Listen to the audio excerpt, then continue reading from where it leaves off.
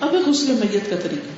ہو سکتا ہے زندگی میں آپ کو کبھی غسل دینے کا موقع نہ آئے، لیکن آپ سے سیکھ کر دوسروں کو فائدہ ہو جائے. یا پھر یہ کہ آپ کے گھر میں کسی عزیز قریبی رشتے دار کی وفات ہوئی ہے، تو اس موقع پر آپ کو خود بیچ میں شریک ہونا چاہیے.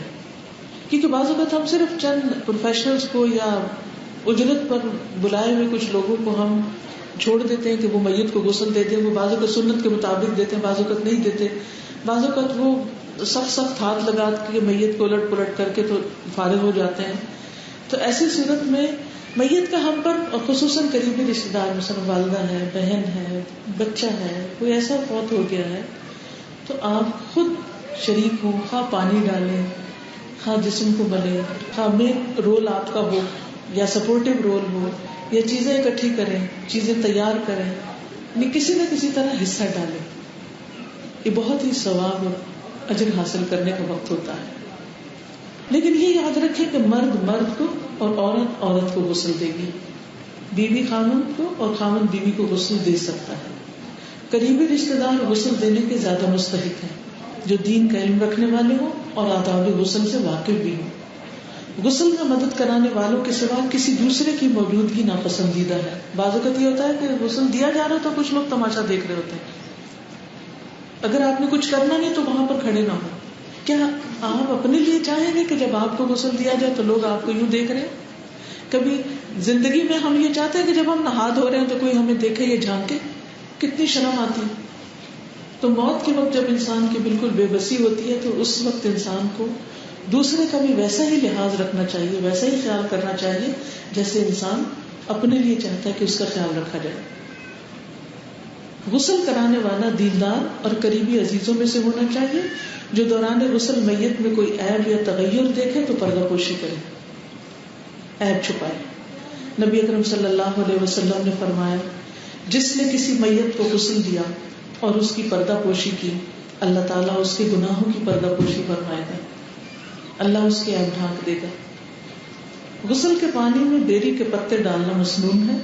بیری کے پتوں کو کوٹ لیا جائے اور اسے غسل کے پانی کی تمام بالٹیوں ملا دیا جائے. لیکن اگر ایسا کرنا ممکن نہ ہو، پتے نہ مل رہے ہوں، تو اس وجہ سے غسل کو لیٹ نہ کریں، کیونکہ بعض علاقوں میں شاید بیری نہ بھی ہو اور وہاں پر سوکھے پتے بھی اویلیبل نہ ہوں. اور اب کچھ ملکوں میں تو یہ طریقہ ہے کہ وہاں پر باقاعدہ مغسلہ بنوائے جاتے ہیں جن میں پائپ سے پانی ڈالا جاتا ہے میت پر. تو اب پائپ سے اگر پانی ڈال رہے تو وہ پانی ٹینکی یا ڈرم کسی سے آ رہا ہے تو اس میں پتے ڈالنا مشکل ہو جاتا ہے. تو اچھا تو ہے، لیکن اگر نہ ہو، ناممکن ہو تو کوئی بات نہیں. اب یہ مت سمجھے کہ غسل ہوگا نہیں، پھر اس کی جگہ صابن شیمپو وغیرہ لگایا جا سکتا ہے، کیونکہ اس دور میں صابن شیمپو کی جگہ بیری کے پتے یہی کام کیا کرتے تھے صفائی کا. غسل دینے کی جگہ مناسب ہو جہاں پردے کا انتظام ہو اور پانی کا نکاس آسان ہو. جگہ اتنی کشادہ ہو کہ تختے کے علاوہ غسل دینے والوں کے بیٹھنے اور غسل کا سامان وغیرہ رکھنے میں دقت نہ ہو، یعنی ہر چیز صحیح طور پر سیٹ کی جائے. میت کو نہلانے والا تختہ سر کی جانب سے قدرے اونچا ہو تاکہ استعمال شدہ پانی کے ساتھ نجاست بہ جائے.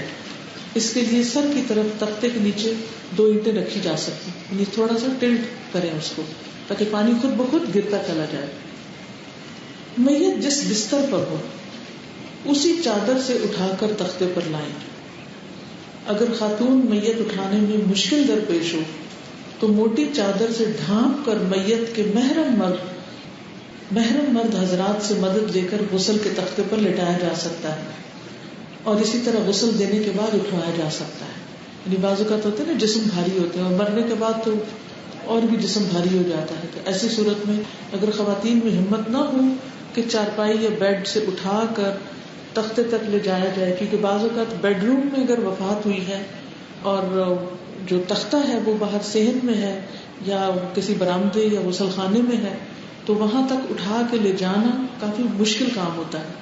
تو ایسی صورت میں محرم مردوں کو بلایا جائے اور میت کو اچھی طرح ڈھانپا ہو تاکہ بے احتیاطی میں اس کے جسم کا کوئی حصہ نہ کھل جائے، کیونکہ محرم مردوں کے سامنے بھی جسم کا سطر ہوتا ہے. غسل کی جگہ داخل ہونے سے پہلے بسم اللہ اور غسل خانے میں داخل ہونے والی مسنون دعا بھی پڑھ لیں. خاتون میت کے غسل سے پہلے بندھے ہوئے بال کھول دیے جائیں. یعنی شروع کہاں سے کیا جائے گا؟ سر سے، سر کی طرف سے شروع کیا جائے گا. بال کھول دیے جائیں. خاتون میت کے پن، کلپ، چوڑیاں، بندے، ناک کا لونگ اور لباس وغیرہ میت کے جسم سے الگ کر لیں اور ان کو کسی محفوظ جگہ پر رکھ لیں. میت کے کپڑے آسانی سے نہ اتر سکے تو احتیاط سے کینچی کے ساتھ کاٹ لیے جائیں. ایسا کرتے وقت میت پر چادر ہونی چاہیے، نہ کپڑا کٹے اور اچانک اتار دے اور وہ ننگی ہو جائے. میت کو ننگے ہونے سے بچانا ہے. بس پھر وہی کہوں گی کہ اپنے آپ کو وہاں رکھ لیں کہ میں خود ہوں تو میرے لیے کیا کیا جائے. میت کو غسل دیتے وقت اس پر رنگدار پرنٹ والا کپڑا ڈال دیا جائے تاکہ گیلا ہونے پر بھی پردہ رہے. سفید کپڑا جو ہوتا ہے نا اس میں سے پھر وہ جھلکنے لگتا ہے جسم. یہ جیسے بستر کی بیڈ شیٹس وغیرہ ہوتی ہیں رنگین، ان کو استعمال کیا جا سکتا ہے. میت کو اس کپڑے کے نیچے سے غسل دیا جائے گا. میت کو بغیر دستانوں کے براہ راست نہ چھوئیں، خاص طور پر سطر پر کسی کی نظر نہ پڑے. یعنی خود دستانے وغیرہ پہن کر غسل دیں. کیونکہ بعض اوقات یہ ہوتا ہے کہ جو مرنے والا ہے وہ کسی خاص بیماری کا شکار ہوتا ہے، یا جرمز وغیرہ ہوتے ہیں، یا اوپر کے حصے کو تو ہاتھ، بازو، منہ وغیرہ کو تو ہاتھ لگا سکتے ہیں، لیکن جو اس کے جسم کے ننگے حصے ہیں ان کو براہ راست اپنے ہاتھ سے ٹچ نہ کریں. یعنی شرمگاہ وغیرہ ہے یا بریسٹ ہے یا باقی حصے ہیں تو ہاتھ پر کوئی کپڑا، دستانہ، پلاسٹک کے جیسے یہ ڈاکٹرز کے ہوتے ہیں میڈیکل گلوز جو ہوتے ہیں وہ، یا پھر اگر وہ نہیں ہے تو پولیتھین کی جو تھیلی ہوتی ہے، پلاسٹک کی تھیلی، پلاسٹک بیگ، وہ ہاتھ پر چڑھا کے باندھا جا سکتا ہے اور اس سے جسم کو دھویا جائے گا. غسل دینے والے سب سے پہلے میت کا سر اٹھا کر آہستگی سے اسے بیٹھا ہونے کے قریب کر دیں. پھر اس کے پیٹ کو اطراف سے، چاروں طرف سے نرمی کے ساتھ دبایا جائے تاکہ جو کچھ نکلنے کے قریب ہو وہ نکل جائے، یعنی کوئی نجاست وغیرہ. اس موقع پر برابر پانی بہاتے رہیں تاکہ نجاست بہتی جائے. میت کو کس طرح کرنی ہے؟ اگر لیٹی ہوئی ہے نا تو اس طرح ذرا سا اٹھا کے بٹھائیں، پورا نہیں بٹھانا، یعنی اس کو تھوڑا سا ٹیڑھا کر کے اوپر کو لے آئیں اور پیٹ کو ملنا شروع کر دیں ہلکا ہلکا ہلکا، تاکہ اگر کوئی اندر گندگی وغیرہ ہے تو نکل جائے. اور جب وہ مل رہے ہو تو اس وقت پانی بھی ڈالیں تاکہ کوئی نجاست ہے تو وہ ساتھ ہی نکل جائے، بہہ جائے. اب غسل دینے والا اپنے ہاتھ پر کپڑے یا پولیتھین کا لفافہ چڑھا کر میت کی طہارت استنجا کرائے. جیسے عام غسل میں بھی سب سے پہلے استنجا کیا جاتا ہے نا، اسی طرح میت کو بھی سب سے پہلے استنجا کرایا جائے. اس کے بعد استعمال شدہ کپڑے یا لفافے کو اتار دیا جائے اور دوسرا لفافہ یا دستانہ پہنا جائے.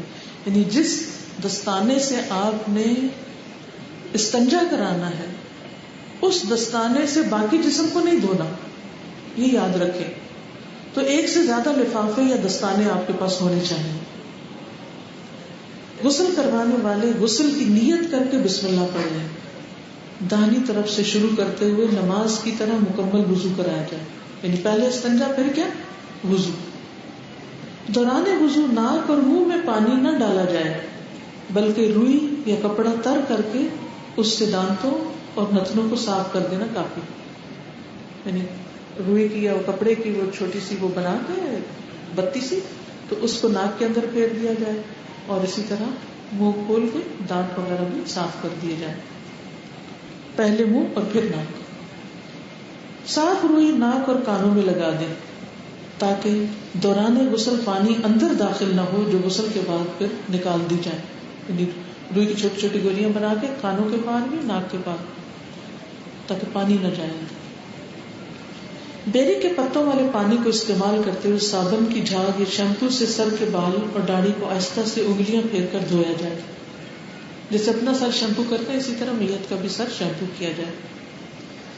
پہلے میت کے سامنے کے دائیں حصے کو دھویا جائے، یعنی فرنٹ ایریا میں رائٹ سائڈ پہلے.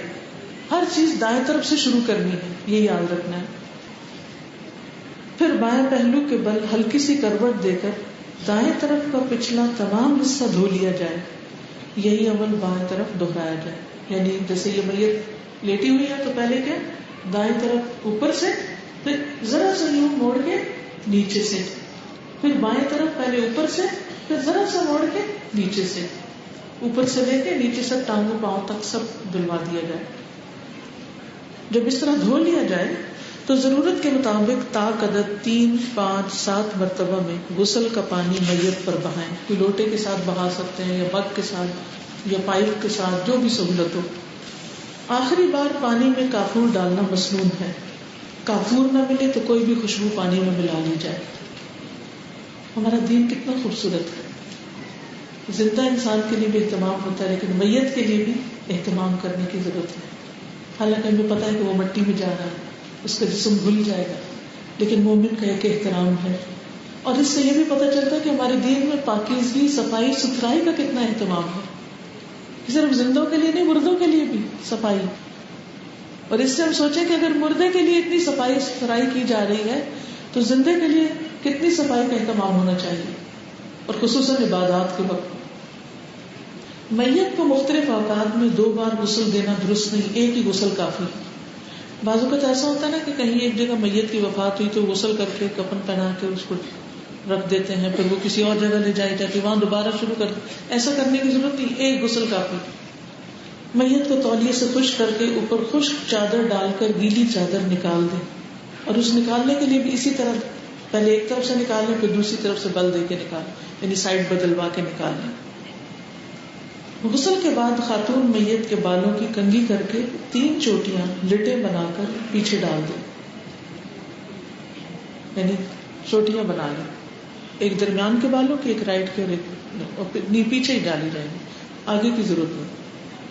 ہنگامی حالات، بیماری، ایکسیڈنٹ یا جلنے کی وجہ سے میت کو غسل دینا ممکن نہ ہو تو میت کو تیمم کرا کے کفن پہنایا جا سکتا ہے. یعنی مٹی کے ذریعے تیمم کرایا جائے گا، اس کے ہاتھوں پر اور جو تیمم کے چہرے پر بس وہ مٹی پھیر دی جائے گی اور اس کا تیمم ہو جائے گا، اور یہی اس کے لیے کافی.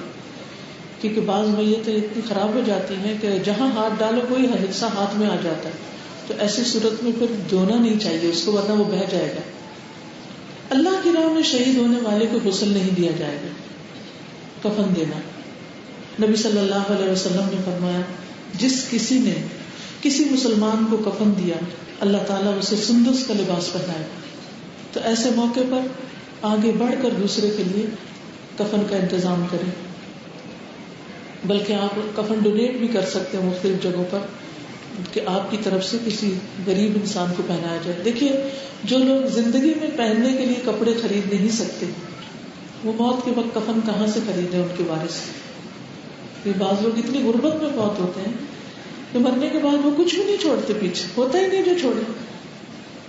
ایسے لوگوں کے کفن کا خاص طور پر اہتمام کریں. اور زندگی میں کم از کم ایک کفن تو اگر اللہ نے آپ کو وسعت دی ہے تو کسی نہ کسی کو ضرور پہنائے، کیونکہ کل آپ کو اس کے بدلے بہترین ریشم کا جوڑا پہنایا جائے. کفن کے لیے صاف ستھرا اور سفید کپڑا استعمال کرنا افضل ہے.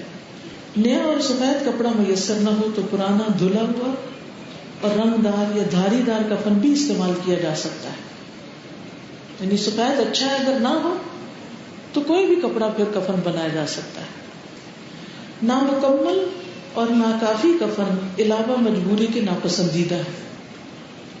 آپ کو یاد ہوگی نا وہ صحابی مصعب بن عمیر جن کو کفن جب دیا گیا تو جب سر کی طرف سے ڈھانکا جاتا تھا تو پاؤں کھل جاتے تھے، جب پاؤں کی طرف کھینچا جاتا تو سر کھل جاتا تھا. پھر کیا کیا گیا؟ سر ڈھانک دیا گیا اور پاؤں کی طرف ازخر کے گھاس ڈال دی گئی. کفن کے لیے کپڑے کی مقدار یا پیمائش اتنی ضرور ہو کہ میت کا تمام جسم آسانی سے ڈھانپا جا سکے. عورت اور مرد کے کفن کے لیے یکساں پیمائش کی 3 موٹی صاف سفید چادریں استعمال ہوتی ہیں، جن میں سے ایک چادر دھاری دار ہو تو بہتر ہے. یعنی یہ اچھا ہے، لیکن اگر ایسا نہ ہو ساری سفید ہے تو بھی ٹھیک ہے. کفن باندھنے کے لیے 3 یا 5 عدد پٹیاں درکار ہوتی ہیں. سید عائشہ فرماتی ہیں کہ ہم نے رسول اللہ صلی اللہ علیہ وسلم کو یمن کی 3 نئی سفید سہولی چادروں میں کفن دیا تھا، جس میں نہ قمیص تھی اور نہ ہی عمامہ، بس انہی چادروں میں انہیں لپیٹ دیا گیا تھا. کفن کے لیے 3 چادریں میسر نہ ہو تو ایک چادر میں بھی کفنایا جا سکتا ہے. شہید کو کفن کی ضرورت نہیں، اس کو انہی کپڑوں سمیت ایک چادر میں لپیٹ کر دفنا دیا جائے گا. محرم محرم ہوتا ہے دوران حج یا عمرہ پہ وفات پانے والا، اس کو غسل کرانے کے بعد کفن کی بجائے احرام ہی میں بغیر خوشبو لگائے، بغیر سر ڈھانپے دفن کیا جائے گا، کیونکہ وہ جب اٹھے گا قیامت کے دن تو تلبیہ پکارتے ہوئے اٹھے گا، لبیک اللہم لبیک کہتا ہوا۔ کسی بھی ہنگامی حالت یا سفر کے دوران میتیں زیادہ اور کفن کم ہو تو ایک ہی کپڑے میں ایک سے زیادہ میتوں کو کفن دیا جا سکتا ہے۔ بعض اوقات ہوتا ہے نا اچانک کوئی زلزلہ آ جاتا ہے، کوئی یعنی بڑے پیمانے پر میتیں ہو جاتی ہیں اور اتنا کپڑا میسر نہیں ہوتا، بلکہ زندوں کے لیے بھی نہیں میسر ہوتا تو مردہ کے لیے کہاں سے ہو، تو ایسی صورت میں ایک کپڑے میں 2 لوگ بھی ڈالے جا سکتے۔ کفن لپیٹنے کا طریقہ کار: چارپائی کے درمیان ایک بڑی پٹی اور سر اور پاؤں کی طرف چھوٹی پٹیاں بچھا دیں۔ مضبوطی سے باندھنے کے لیے 5 پٹیاں بھی باندھی جا سکتی ہیں۔ اب چارپائی پر پٹیوں کے اوپر 3 چادریں بچھا دیں۔ چادر کی لمبائی میت کے قد کی لمبائی سے کم از کم 1 فٹ بڑی ہو تاکہ سر اور پاؤں کی جانب سے باندھی جا سکے۔ تختہ غسل سے میت کو اٹھانے کے لیے 2 افراد نیچے والی چادر کو سر اور پاؤں کی طرف سے پکڑیں۔ مزید 2 افراد چادر کے نیچے سے کمر کی جگہ تولیہ یا مضبوط کپڑا ڈال کر میت کو اٹھا کر اسی چارپائی پر رکھ دیں جس پر کفن پہلے سے بچھا ہوا۔ پہلے اوپر والی چادر کے اوپر والے حصے سے خاتون میت کے سر اور بالوں کو سکارف کی طرح لپیٹ دیں، پھر بقیہ چادر سے اچھی طرح جسم لپیٹیں، دوسری چادر کو سر سے پاؤں تک لپیٹ دیں۔ آخری چادر لپیٹنے کے بعد سر، پاؤں اور کمر کی پٹیوں کو باندھ کر اس طرح گرہ لگائیں کہ قبر میں لٹانے کے بعد یہ گرہیں آسانی سے کھولی جا سکے، یعنی اتنی سخت گرہ نہ لگائیں کہ وہاں پر کھلے نہ، کیونکہ جب میت کو قبر میں لٹا دیا جاتا ہے تو پٹیاں کھول دی جاتی ہیں۔ میت کو کفن میں لپیٹنے کے بعد 3 بار خوشبو کی دھونی دیں، یہ ممکن نہ ہو تو عطر وغیرہ لگایا جا سکتا ہے۔ میت کو غسل اور کفن دینے والے کے لیے بعد میں خود غسل کرنا اور میت کو اٹھا کر کھاٹ پر ڈالنے میں مدد کروانے والے کے لیے وضو کر لینا مستحب ہے، یعنی غسل کی ضرورت نہیں، وضو بھی کافی ہے۔ غسل اور کفن کے مراحل میں غیر مسنون افعال: غسل دینے کی جگہ پر پاکیزہ کلام تحریری شکل میں لے کے جانا یا زبانی پڑھنا، یعنی کوئی قرآن پاک لے جانا یا پھر کوئی کتاب یا کوئی اور چیز لکھی ہوئی وہاں پر جس میں آیات وغیرہ ہو وہ نہیں ہونی چاہیے۔ میت کو 2 بار غسل دینا، بالوں کی 2 چوٹیاں بنا کے سینے پہ ڈالنا، یہ نہیں ہونا چاہیے۔ غسل مکمل ہونے پر قریبی رشتہ داروں کو باری باری آ کر میت پہ پانی بہانا، یہ رسم کے طور پر اس کو نہ لیا جائے۔ کفن سے پہلے صاف لباس پہنانا، بعض علاقوں میں یہ رواج ہے کہ نوجوان لڑکی فوت ہو جائے تو اس کو باقاعدہ دلہنوں والا لباس پہنا کر اس کا میک اپ وغیرہ کیا جاتا ہے، یہ سراسر شریعت کے منافی ہے، ایسا کرنے سے پرہیز کرنا چاہیے۔ میت کی آنکھوں میں سرما لگانا، یہ بھی نہیں ہونا چاہیے۔ کفن پر عرق گلاب ڈالنا یا آب زمزم میں بھگونا، شادی کے لباس میں دفنانا، کفن پر قرآنی آیات یا دیگر دعائیں لکھنا، میت کے سرانے قرآن مجید یا عہد نامہ رکھنا۔ ابھی اگلے صفحے پر آپ دیکھ رہے ہیں کہ یہ ڈیمو بنا ہوا ہے، اس کو بھی ابھی دیکھ لیتے ہیں، پہلے آپ یہ سامنے اسکرین پہ دیکھ لیں، امید ہے کچھ سمجھ آ جائے گی انشاءاللہ۔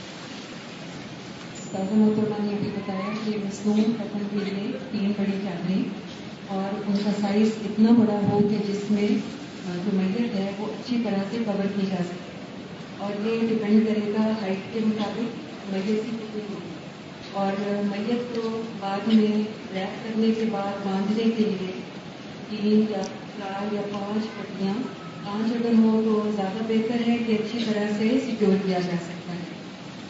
جیسے کہ آپ یہاں پر دیکھ رہے ہیں 3 چادریں آپ کو ایک ہی لینتھ کی چوڑائی میں اور ایک جیسی ہیں، اور 5 پٹیاں دکھائی جا رہی ہیں۔ مصنون کفن کا طریقہ آپ دیکھ لیتے ہیں۔ سب سے پہلے نیچے پٹیاں بچھائیے، وہ سرفیس یا وہ جگہ مقام جہاں پر آپ نے میت کو کفن دینا ہے، کوئی چارپائی ہو سکتی ہے یا زمین کے اوپر یا کوئی تختہ، کچھ بھی ہے، وہاں پر آپ 5 پٹیاں اس انداز سے رکھیے گا کہ ایک سر کی جانب اور ایک پیر کی جانب باندھنے کے لیے، ایک کمر کے حصے کو بندھے گی، ایک گھٹنوں کی پورشن ہوگا وہاں پر، اور ایک سینے کے مقام۔ اس کے اوپر تینوں چادریں آپ نے کھول کر بالکل برابر انداز میں ڈال دینی ہیں۔ میں جیسے بتایا کہ میت کو لے کر آنا ہے اور آپ نے وہاں پر رکھنا ہے، یہ 3 چادریں آپ کو دکھائی جا رہی ہیں کیونکہ سفید ہیں، واضح نہیں دکھ رہا ہوگا، ایروز شاید دکھائی دے رہے ہیں. ہر ایرو اور اس کے ساتھ نمبر لگا ہے جس سے یہ واضح کیا جا رہا ہے کہ 3 چادریں ہیں جو کہ یکے بعد دیگرے اوپر تلے بچھائی گئی ہیں. میت کو جب آپ نے چادروں پر لا کر ڈال دیا تو وہ اسی چادر میں ابھی اس کو لپیٹا گیا ہوگا جس کے غسل دینے کے بعد آپ نے اس کو ریپ کیا. اسی چادر کے ساتھ سطر ظاہر نہ ہو اور آپ اس مقام پر لے آئیے. خود نہ اٹھا سکیں تو محرم مرد حضرات سے کہیے وہ لے آئے یا 2-3 خواتین مل کر لے آئیے. میت کو لٹا دیں. ابھی پہلے والی چادر آپ نے نہیں اتارنی. اس کے بعد سب سے پہلی چادر، یہ ایرو بتا رہا ہے کہ پہلی چادر کا ایک حصہ اٹھائیے. اس مقام پر ایک بات آپ کو بتا دوں کہ دائیں طرف یا بائیں طرف والا کوئی معاملہ سنت سے ثابت نہیں ہے کہ پہلے دائیں حصہ آئے گا یا بائیں حصہ آئے گا. تو پہلی چادر کا حصہ یہ ایرو کے مطابق اوپر آ رہا ہے. آپ دیکھیے ایک جانب سے ہم اٹھائیں گے اور میت کے اوپر سے لاتے ہوئے آپ نے اس کو میت کی کمر کے نیچے کی طرف دبا دینا ہے، بالکل اس طرح جس طرح کے رول کیا جاتا ہے یا کافی کو ریپ کر دیا جاتا ہے.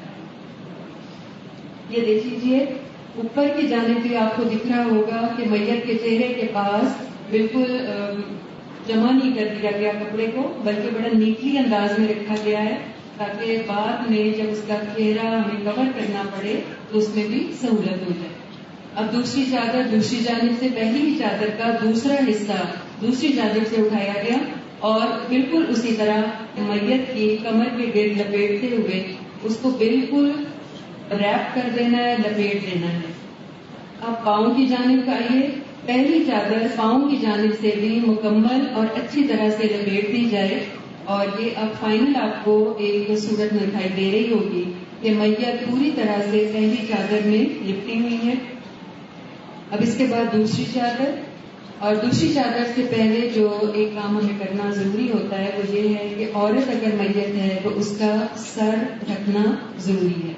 اس کے لیے پہلی چادر کا وہ کنارہ جو اس کے سر کی جانب ہوگا اس کو اٹھائیے اور میت کے سر کے اوپر بالکل صاف کی طرح لا کر آپ نے اس کو لپیٹنا ہے. اب اگلے پورشن میں دیکھیے کہ میت کا سر آپ کو دکھائی دے رہا ہے اور میت کا کندھا. سر کے اوپر صاف کی طرح رکھنے کے بعد آپ نے سائڈوں سے دونوں کپڑے کے جو کنارے ہیں اس کے کندھے کے نیچے پریس کر دینے ہیں اور دبا دینے ہیں تاکہ پوری صاف کی طرح فکس ہو جائے. یہ دیکھ لیجیے پہلی چادر اور سر کو ڈھکنے کے بعد یہ میت آپ کے سامنے اب ہے. اب دوسری چادر لپیٹنے کا مرحلہ بالکل اسی طرح کریں گے جیسے ہم نے پہلی چادر میں کیا. پہلے ایک جانب کا کنارہ اٹھائیے اور اسے کمر کے اوپر سے لپیٹتے ہوئے میت کے نیچے اچھی طرح سے ریپ کر دیں اور پھر دوسرے حصے کو بھی بالکل اسی طرح سے دونوں جانب سے میت کو مکمل طور پر لپیٹ دیا جائے. دوسری چادر میں بھی پاؤں کی جانب سے اس کو جمع نہیں کر دینا یا کسٹرڈ فارم میں نہ آ جائے کپڑا بلکہ نیٹلی ریپ ہو جائے اس کے پیروں کی طرف سے. اب تیسری چادر دیکھیے. تیسری چادر کا ہمیں معلوم ہو رہا ہے آپ کو پٹی بھی نظر آنے لگ گئی ہوگی اور جس سرفیس کے اوپر میت لٹائی گئی ہے تیسری چادر کو بھی آپ نے اسی طرح لپیٹنا ہے. ایک بات کو اگر آپ تھوڑی سی غور کر کے دیکھیے تو ہم نے ڈھیلے انداز میں نہیں کپڑا لپیٹا بلکہ ٹائٹ کر کے کس کے لپیٹنی ہے تینوں چادریں یکے بعد دیگرے تاکہ کپڑا لوز نہ رہے بالکل بھی. اس کی یہ دیکھیے بالکل کس کے لپیٹا جا رہا ہے آپ کو دکھ رہا ہوگا. اس کی دوسری جانب سے بھی بالکل مکمل اس کو کھینچ کے اچھی طرح سے ریپ کرنا ہے. پیروں کی جانب سے بھی اب تیسری چادر کو لپیٹ دیجیے اور یہ تینوں چادریں لپیٹ دینے کے بعد یہ آپ کے سامنے اب ایک میت سامنے رکھی ہے.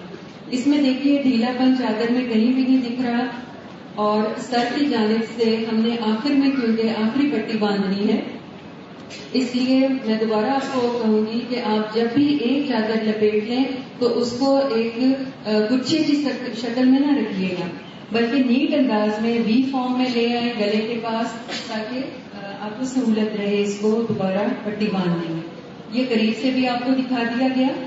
یہ تینوں چادریں لپٹی ہوئی ہیں اس کے گرد لیکن جمع نہیں ہے. سر بھی ڈھکا ہوا ہے. اب ہم نے پٹیاں باندھنی شروع کرنی ہیں. پیروں کی جانب سے باندھیں گے. پیر کی جانب سے دیکھیے یہ جمع شدہ کپڑے کو رول کر کے پیر کے بالکل نیچے لے آئے اور یہ آگے آپ کو پٹی باندھنی بتائی جا رہی ہے. یہ ہم نے پٹی باندھ لی. بہت کس کے گرا مت لگائیے گا کیونکہ بعد میں جا کر اسپیشلی جو سر کی جانب سے گرا ہے اس کو ڈھیلے انداز میں رکھیے گا. پیٹ کی طرف بھی جو باندھی جاتی ہے پٹی اسے بھی بہت کس کے نہیں باندھنا کیونکہ بعض دفعہ میت کسی بیماری کا شکار ہوتی ہے یا میڈیکیشن پر ہوتی ہے اور پیٹ پھولنا شروع کر جاتا ہے تو پٹی ٹائٹ اور پھنسی جاتی ہے. اب دیکھیے یہ ہم نے گھٹنوں کی طرف جو دوسری پٹی رکھی تھی اب اس کو باندھا جا رہا ہے. یہ دیکھیے دوسری پٹی باندھی. اب یہ ہم نے کمر کی جانب پٹی باندھی. کمر کی پٹی کو آپ نے نہ تو بہت ڈھیلا رکھنا ہے کہ لوز ہو کے گرتی پھرے اور نہ اتنا کسنا ہے کہ جس کی وجہ سے تنا ہوا پیٹ نظر آئے. اب سینے کے اوپر چوتھی پٹی. یہ چاروں پٹیاں باندھنے کے بعد یہ ایک فائنل صورت آپ کے سامنے آتی ہے میت کی. یہ مکمل دیکھ لیجیے اس کو. اس انداز میں یہ کپڑا کہیں سے لوز نہیں ہے, کہیں سے بھی ایسا نہیں کہ اگر اٹھایا جائے اٹھانے میں مشکل ہو یا کیری کرنے میں کپڑا گر جائے یا خدا نخواستہ صدر ظاہر ہو جائے عورت کا. اب سر ڈھکنے کی بات آتی ہے یا سر کی طرف سے بقیہ دونوں چادریں لپیٹ کر اور منہ بند کرنا ہے ہمیں. پہلی چادر آپ دیکھ رہے ہوں گے سر کی طرف بالکل اسکارف کی شکل میں لپٹی ہے, کہیں سے بال نہیں نظر آ رہا. اس کے دونوں کنارے ہم نے کندھے کے نیچے دبا رکھے ہیں. اب دوسری چادر اٹھائی اور اسے ہم نے لپیٹ دیا. دونوں کنارے اوور لیپ کر دیں اور چہرہ کور ہو جائے. پھر تیسری چادر کو لیجیے, اس کے دونوں کنارے اور اوور لیپ کر دیں کہ اس طرح سے میت کا چہرہ بالکل چھپ گیا. اب ہم نے آخری پٹی باندھنی ہے جو کہ سر کی جانب ہوگی. اسے بھی بہت زیادہ کس کے نہ باندھیے گا کیونکہ قبر میں اتارنے کے بعد اس کو کھولنا ہوگا. یہ دیکھیے یہ بالکل ریپ حالت میں میت ہے ہمارے سامنے. جزاک اللہ خیر. اس کا کچھ طریقہ یہاں آپ کو اس کتاب میں بھی نظر آئے گا, آپ دیکھ لیجئے. 3 بڑی اور چوڑی پٹیاں درمیان میں کندھے اور گھٹنوں کی جانب اور 2 چھوٹی پٹیاں سر اور پاؤں کی جانب. پٹیوں کے اوپر 3 چادریں برابر کر کے ترتیب سے بچھائیں. سر اور پاؤں کی طرف سے کچھ کپڑا چھوڑ کر میت کو چادروں کے اوپر لٹا دیں اور پھر پہلی چادر کے دائیں حصے کو بائیں جانب لا کر اچھی طرح دبا دیں. پردے کے لیے ڈھانپی گئی رنگین چادر کفن کی چادر ڈھانپتے ہوئے ہٹا دی جائے گی. اسی طرح چادر کا بایاں حصہ دائیں جانب دبا دیں. عورت میت کے لیے پہلی چادر کے سر کی جانب بچھے ہوئے حصے کو اٹھا کر اسکارف کی طرح لپیٹتے ہوئے اور سر اور بالوں کو اچھی طرح ڈھانپ دیں. اسکارف کے باقی کپڑے کو گردن کے پیچھے دبا دیں. اب سائڈ کے دونوں پلوں سے چہرے کو ڈھانپ دیں. اسی طرح دوسری چادر کو بھی سر اور پاؤں سمیت دائیں سے بائیں اور بائیں سے دائیں جانب لا کر اچھی طرح دبا دیں. اب آخری چادر کو بھی دائیں سے بائیں اور بائیں سے دائیں طرف لپیٹ دیں. اب کفن کو تصویر کے مطابق پٹیوں سے باندھ دیں جس میں 3 بڑی مین پٹیاں ہوں گی اور 2 چھوٹی سر اور پاؤں کی طرف. چلیے